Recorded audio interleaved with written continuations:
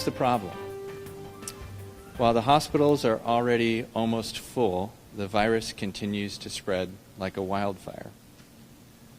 That means if we continue on this current path, in another couple of weeks, hundreds more people will be sick and will need to be hospitalized, and it will be difficult to find room for them.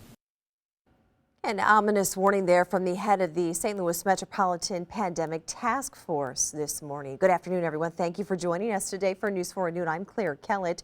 Our Ray Preston was at that news conference late this morning as the task force spelled out the dire situation facing our area hospitals. Ray joins us live with more this afternoon. Ray?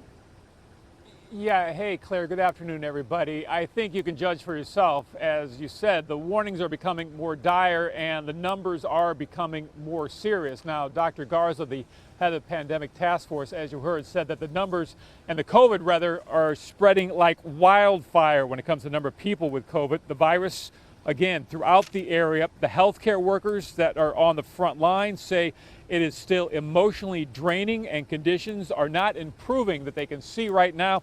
Here's what one of the healthcare workers had to say this morning. I have seen even some of the strongest nurses just become so incredibly overwhelmed with the amount of weight that is on their shoulders. When you have to call a family to tell them that their loved one is probably not going to make it and that we can't let them up there to see them.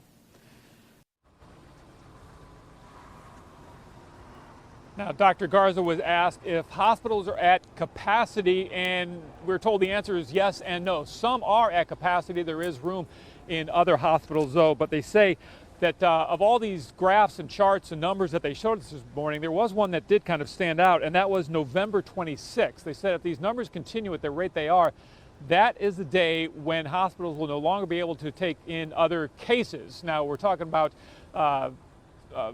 surgeries like a knee surgery, that sort of thing. We're not talking about heart attacks necessarily, but they say they'll be so overwhelmed with the number of COVID patients, other things like those surgeries will have to be delayed weeks or perhaps months. Now, one thing that does stand out is that is November 26th. Of course, that would be next week on Thanksgiving.